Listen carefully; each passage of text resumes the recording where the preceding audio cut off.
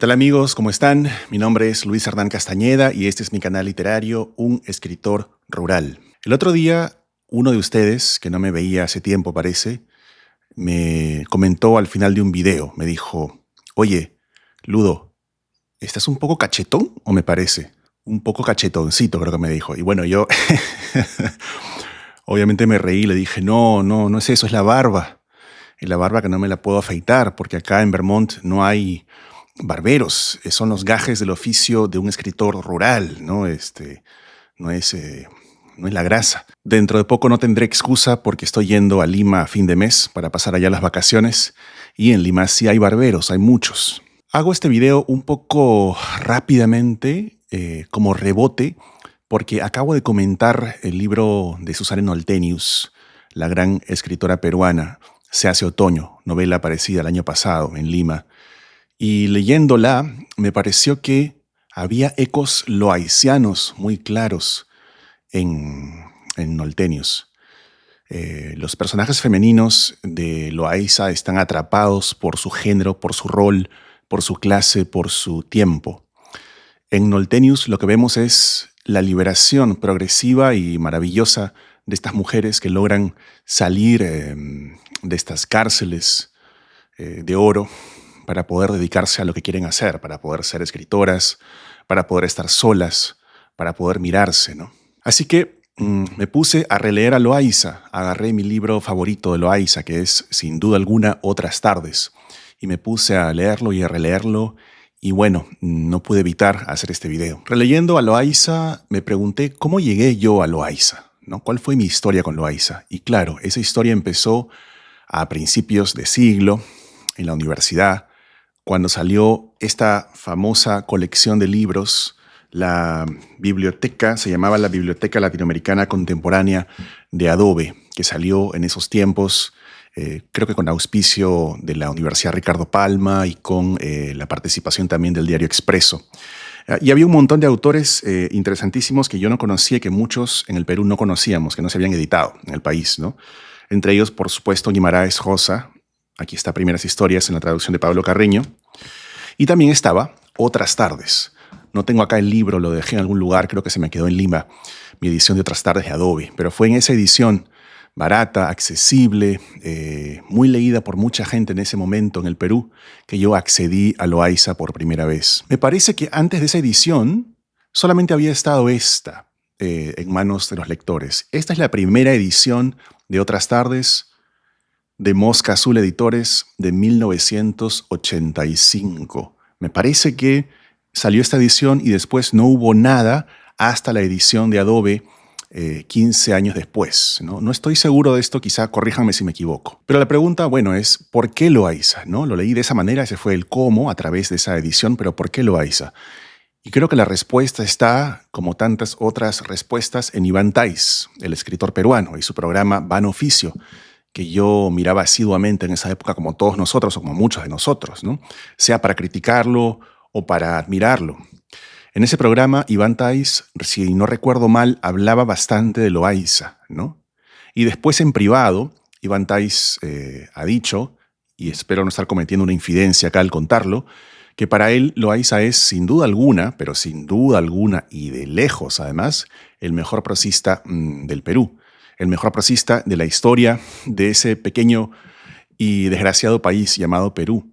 Por supuesto, Iván reconoce que hay otros autores mayores que son más importantes o más significativos o incluso mejores que Loaiza en otros sentidos, ¿no? Para Iván, el gran autor peruano de todos los tiempos es Mario Vargas Llosa. Pero en la prosa, en lo que respecta a la sutileza y delicadeza de la prosa, nadie le gana a Loaiza para Iván Tais. La justificación de esta afirmación tan aventurada de Iván está en su novela La disciplina de la vanidad, que él publicó también en el año 2000 y que yo leí muchísimo en esa época, como tantos de nosotros y como sin duda alguna todos los miembros de mi generación. Esa novela de Iván Tais, La disciplina de la vanidad, tiene 3 hilos narrativos. Está, por supuesto, la trama novelesca del viaje de los escritores jóvenes al Congreso de Literatura en España. También está el libro de cuentos que aparece intercalado con esa trama novelesca.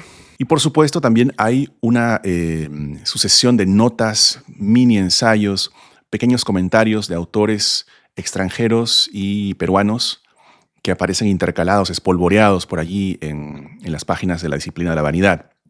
Lo interesante para mí como escritor joven y lector joven en esa época fue encontrarme un acercamiento a los autores que no respetaba para nada las leyes de la geopolítica literaria, es decir, estaba Flaubert junto a Luis Loaiza sin ningún tipo de jerarquía o distinción. Eso me hizo sentir a mí, esa falta, digamos, de jerarquía o de ordenamiento tradicional, me hizo sentir a mí, y creo que hizo sentir a muchos autores, que sí era posible, que era posible escribir y estar en el mundo literario. En uno de esos mini ensayos sobre autores, Iván se ocupa precisamente de Loaiza, le dedica solamente 2 páginas, pero son 2 páginas muy densas. Iván ofrece lo que podríamos llamar una lectura climático-literaria y ética también de Loaiza. Iván empieza hablando del clima limeño, que por cierto está cambiando, se está tropicalizando, ¿no? Es un clima diferente del que recordamos los limeños que nos hemos ido de la ciudad y que volvemos ocasionalmente. Nos llegan noticias, sin embargo, de que Lima tiene un clima diferente, con más lluvias, más frío en invierno, más calor en verano, en fin, son cuestiones que nos superan. Iván habla de la Lima proverbial, la Lima de las garúas invernales, la Lima de la niebla que sube por los barrancos y que nos convierte en fantasmas a todos. Iván habla de esa Lima y se concentra en las tardes de Lima. ¿Cómo son las tardes de Lima? Leo aquí de la disciplina de la vanidad. Dice, Lima es un limbo. Las tardes de Lima aún no es de noche, pero tampoco es de día. El tiempo, la ciudad se han quedado detenidos en su indecisión y las horas se alargan. Este concepto de la indecisión del clima, como si siguiera una especie de determinismo meteorológico, Iván lo aplica también a los personajes de Loaiza y dice así. El título del libro, Otras tardes, llama la atención.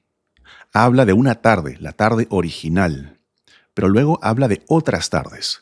¿Cuáles son esas tardes? Los habitantes de Lima, desde luego.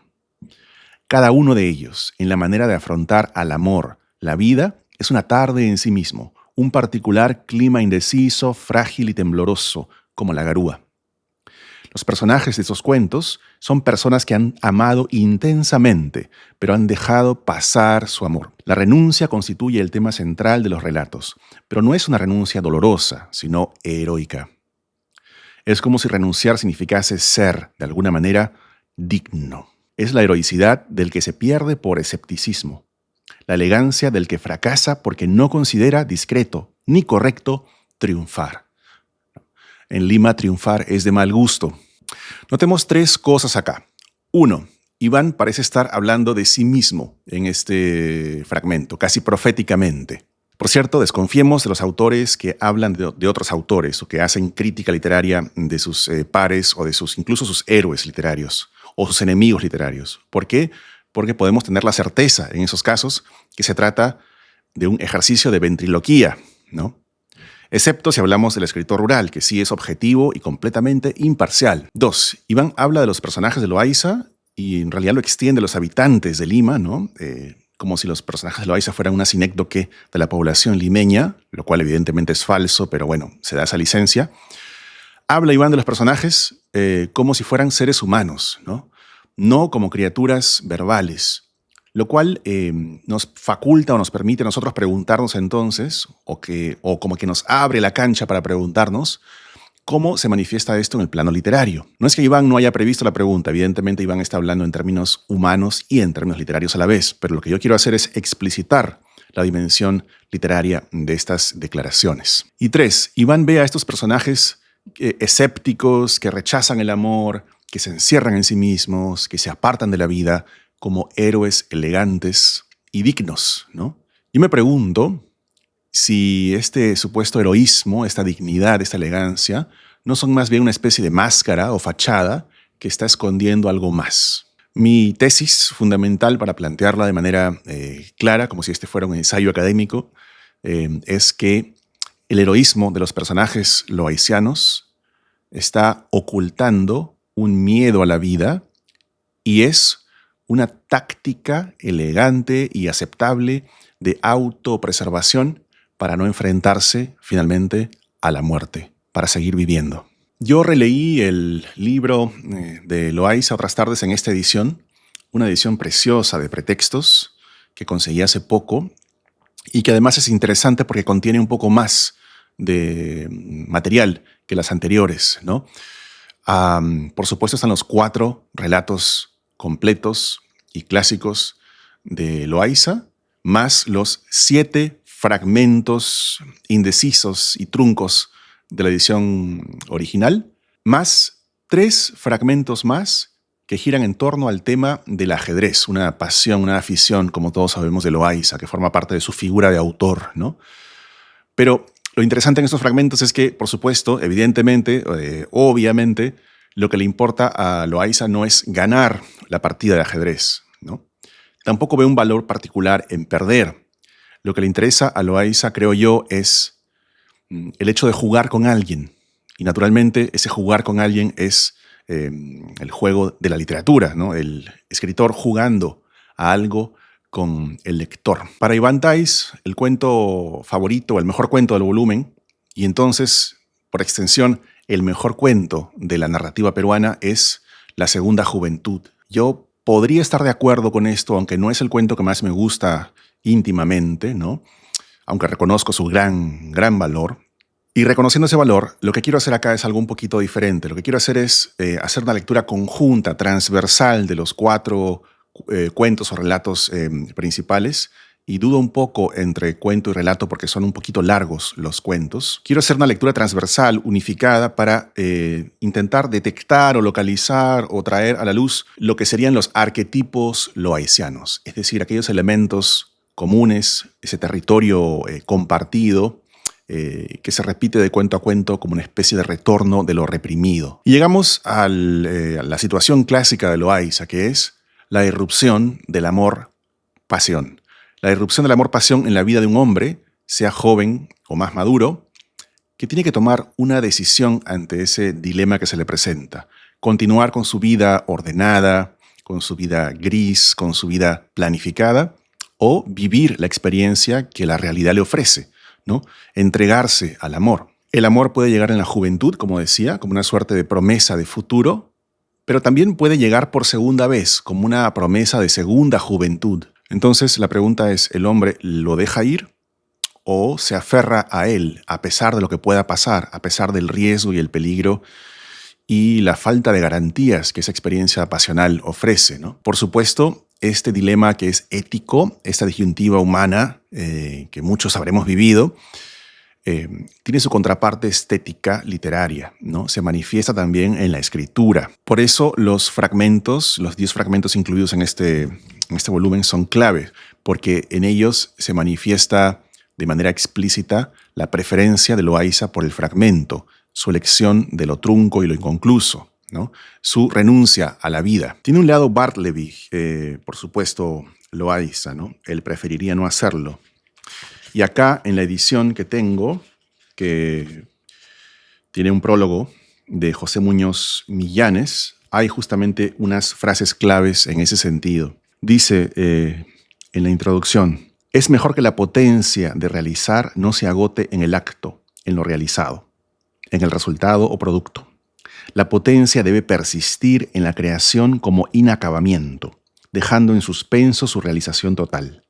De igual modo, en la obra de Loayza, la brevedad no implica escasez o insuficiencia, sino que es positiva, contención o reticencia. Más que formas breves, genéricamente identificables, Loayza tiende a escribir prosas que no llegan a determinarse del todo en forma, fragmentos flotantes, instantáneos, de máxima singularidad en cada caso. Yo diría que en los cuentos o relatos, ven mi duda ahí, ¿no? Esa duda es importante o reveladora. Diría que en los cuentos o relatos aparentemente perfectos, aparentemente acabados, aparentemente redondos, hay un espíritu fragmentario, una vocación indecisa, una fragilidad secreta, ¿no? Que están precisamente estas fragilidades o vulnerabilidades ocultas por la fachada o la máscara del cuento perfecto. Los cuentos de Loayza no son cuentos perfectos, son trozos, son esquirlas, son heridas, pero muy bien presentadas, muy elegantes y muy irónicas y escépticas. Tanto en la vida como en la escritura, Loayza se decide, se decanta por la neblina. Elige vivir en la bruma, en lo inacabado, en lo incorpóreo, en lo un poco amorfo también, ¿no? Aquí está para mí la verdadera razón de la altísima calidad, por supuesto humana, pero sobre todo literaria y estética de Loayza. Su rigurosísima coherencia entre vida y obra. El estilo es el hombre a todos los niveles, en lo público, en lo privado, en la relación con el otro, en la relación con la literatura, en la relación con la propia creatividad. Hagamos entonces un repaso veloz o más o menos veloz por los 4 cuentos aparentemente perfectos y en el fondo heridos, ¿no? Fragmentados de Loayza. El primer cuento se llama Otras tardes y el protagonista es un profesor universitario, pero que no tiene tesis, por cierto, que se llama Carlos, de 35 años de edad, ¿no? Que está en esa franja intermedia, un poco dejando la primera juventud y entrando a la madurez. Es interesante porque cada cuento es una especie de foto del hombre loayciano en diferentes etapas de su existencia. Este hombre, Carlos, este profesor soltero, lleva una vida apagada, una vida gris, una vida de libros, pero parece bastante desencantado de su propia vida, desencantado de su propia afición por los libros, ¿no? Los lee, pero en el fondo está pensando en otra cosa, ¿no? Y este Carlos se enamora de una estudiante de su clase que se llama Ana, una mujer casada y liberada, que aparentemente tiene costumbre de tener una serie de affairs y aparentemente el esposo lo sabe. La trama es la historia del enamoramiento, un proceso de enamorarse que para Carlos es secreto. Él de alguna forma no se da cuenta de que está enamorándose y cuando se da cuenta, pues acepta a medias esa pasión, ¿no? Se involucra un poco a regañadientes y vive este affair que yo diría es bastante tibio, ¿no? De ninguna manera podríamos tildarlo de intenso o apasionado.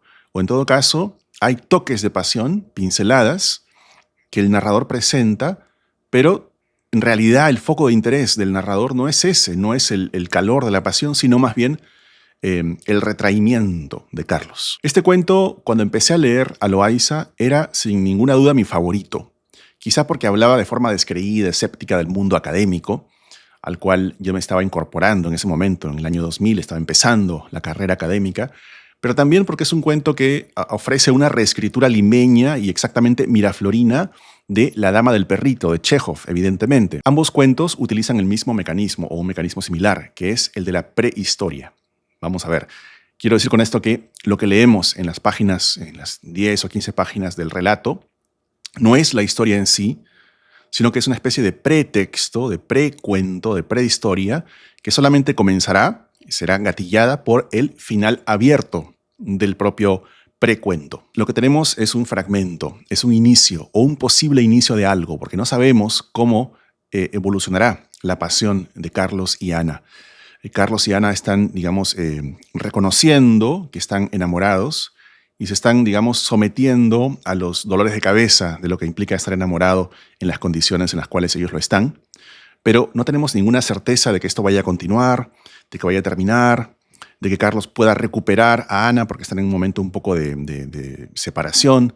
¿Es la separación definitiva? ¿Es solamente un tropiezo en este romance? ¿Llevará algo más? Todo eso está flotando en la bruma. No hay un todo en el cual encajar esa pieza que nosotros conocemos. En el segundo cuento, Enredadera, tenemos a un personaje más joven, tiene 19 años, que esta vez nos cuenta su historia en primera persona. Y es la historia de su amistad o relación, o no sé cómo llamarlo, con una vecina un poquito mayor que él, que se llama Adela. Esta chica vive al frente, al costado de su casa. La palabra que el propio narrador usa para referirse a su vínculo con Adela es flirt, ¿no? La palabra en inglés. Pero la usa con dudas, con reticencia, porque se da cuenta de que la palabra flirt no encaja realmente con ese, digamos, enamoramiento infantil, casto, puro, completamente determinado por la estricta moral limeña de los años 30. En el fondo, yo diría que es una amistad entre un chico y una chica, con toques por allí y por allá de posible romance no realizado. Un romance no realizado que el narrador evita y suprime, ¿no? El narrador quiere sentirse adulto, quiere pensar que está más allá, quiere, digamos, vestirse incluso como un hombre mayor y desdeña esta pasión, esta incipiente pasión juvenil, esta posibilidad de emoción, la desdeña con un aire de superioridad, ¿no? De adultez, de madurez. Esta chica Adela está jugando, esto no es para mí. Pero luego lo interesante del cuento es que después de imponer esta distancia, el narrador se da cuenta, reconoce en una escena maravillosa de Anagnórisis, que en realidad y en el fondo hay una historia secreta, una trama, una subtrama que él no conocía, y era que Adela había estado teniendo una relación ilícita con su primo Manuel, que estaba casado. Había una relación que de pronto irrumpe en la conciencia del narrador. Y la pregunta es, bueno, ¿qué hacer con este conocimiento? Y acá yo creo que el personaje tiene una doble conciencia. Por un lado, está tan imbuido en la moral limeña de la época que no puede sino ver este romance entre su primo Manuel y Adela, su amiga, como algo ridículo, como algo vergonzoso, como algo bajo, como algo que no está a la altura de lo que se espera de su clase, ¿no? Pero además hay una visión más propia, incipiente todavía, porque es un personaje joven, recordémoslo, una mirada propia que reconoce un valor en esta pasión, que ve en digamos, en el enamoramiento de Adela, que ve en los ojos de Adela el brillo de algo que no entiende del todo, de algo más grande, que él quisiera que también le pasara a él en algún momento, que una mujer se enamorara de él de esa forma, con esa violencia con la cual se enamora Adela. El amor como algo puro y maravilloso, pero destinado a perderse por las estrecheces mentales de la sociedad limeña.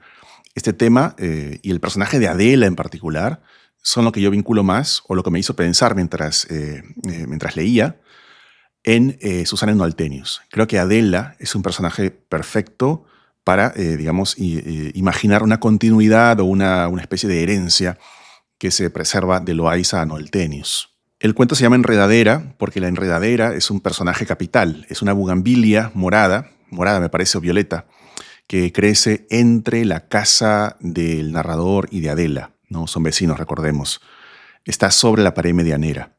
La bugambilia es una especie de niebla colorida que separa a los personajes uno del otro, pero también que separa a cada personaje de su propio corazón. El hombre loaysiano está separado de sus sentimientos, está disociado de sí mismo. Sin embargo, la bugambilia es también el lugar del encuentro furtivo, de los juegos infantiles. Jugando, los chicos y las chicas se esconden debajo de las flores, las ramas, y allí es el lugar de los manoseos, los toqueteos, las posibilidades truncas, una vez más. El tercer cuento se llama Padres e Hijos y es, sin duda alguna, hoy por hoy mi favorito, por muchas razones que no puedo explicar en este video. Pero una de ellas es que se trata también de una reescritura limeña, miraflorina, de la novela homónima del ruso, Turgenev, ¿no? Padres e Hijos.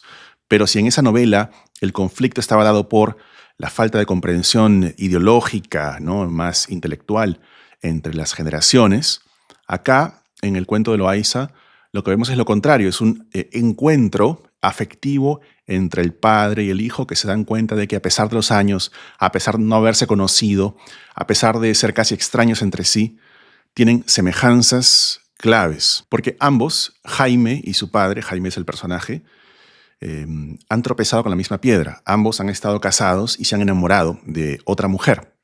Han vivido un infierno de meses o años entre dos, digamos, frentes y al final se han quedado solos, abandonados tanto por la amante como por la esposa. Jaime ha sobrevivido a este conflicto, a este divorcio, a esta separación, a esta ruptura, ¿no?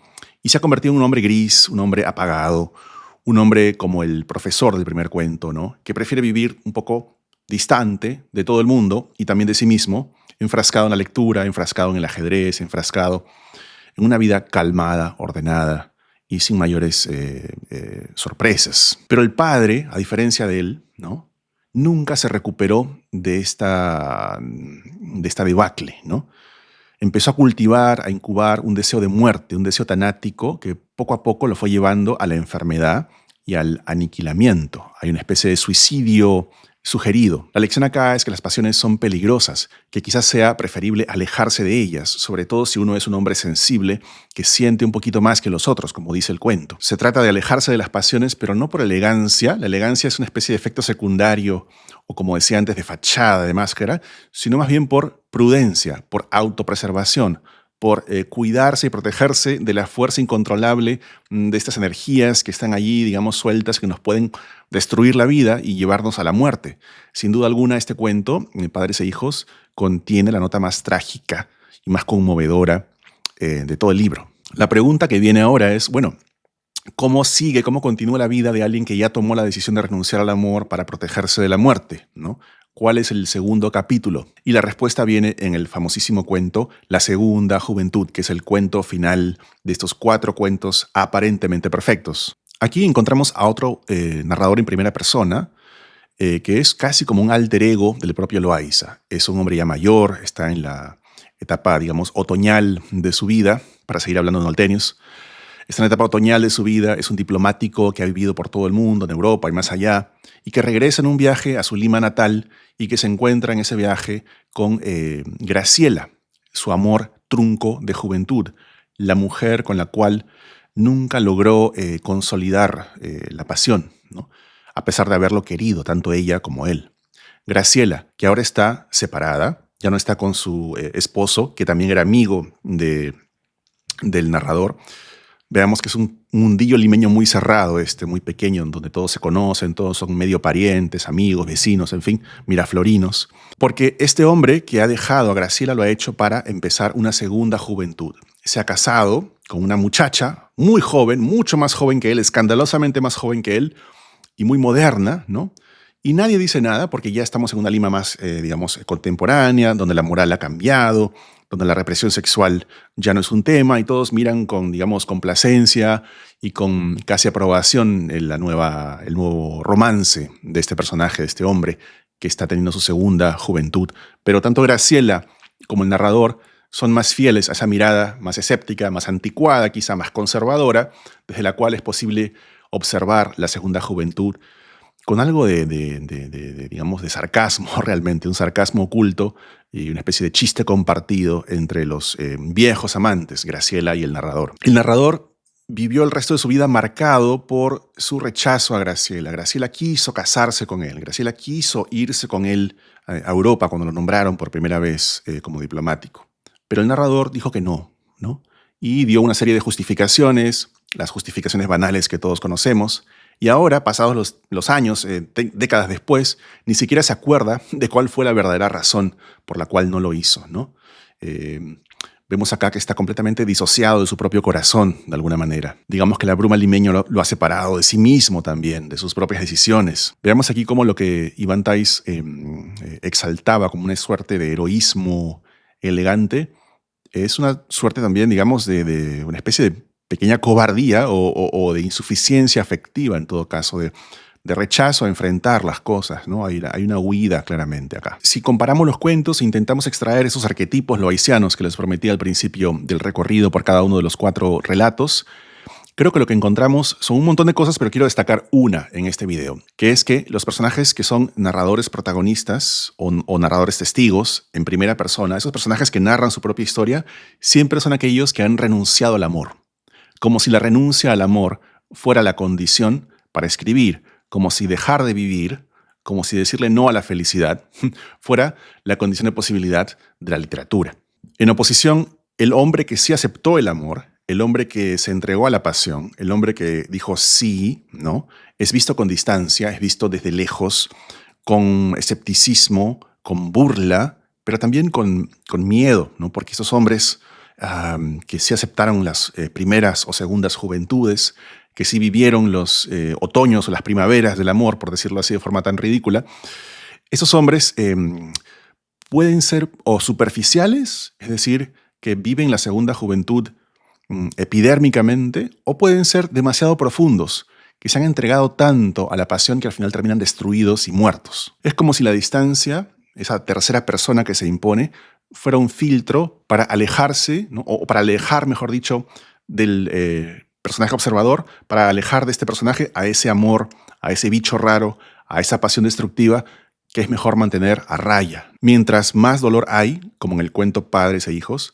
mayor es la mediación narrativa entre el punto de vista y la causa del dolor. Yo diría que el tema central de este libro es el rechazo de la pasión para no sufrir, para seguir viviendo, y las consecuencias de ese rechazo en la vida posterior del hombre solo, que usa el escudo de la elegancia para no mostrar una constitutiva fragilidad, una vulnerabilidad que es mejor mantener bajo control. El precio de esta renuncia al amor, a la vida, al otro, es la melancolía, la nostalgia, la desconexión, la disociación, la incapacidad de mirar al otro y de mirarse a uno mismo, la lejanía, perderse en la bruma limeña, en la neblina miraflorina, en la llovizna invernal de Lima, desaparecer un poco. Se instala así una frialdad, ¿no? Una especie de opacidad, una especie de falta de claridad, en la cual los años vuelan, las décadas pasan, y por momentos se deja ver, se deja entrever que en esa normalidad superficial hay un corazón desolado de fondo. Como dice el poema de Eggelson, usted no sabe cuánto pesa un corazón solitario, y no voy a dejar que lo vea, ni que lo pese, por cierto. Hay un momento al final de La Segunda Juventud que quiero comentar especialmente.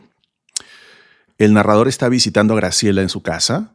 Graciela ya está separada. Están hablando de ese tema, la separación.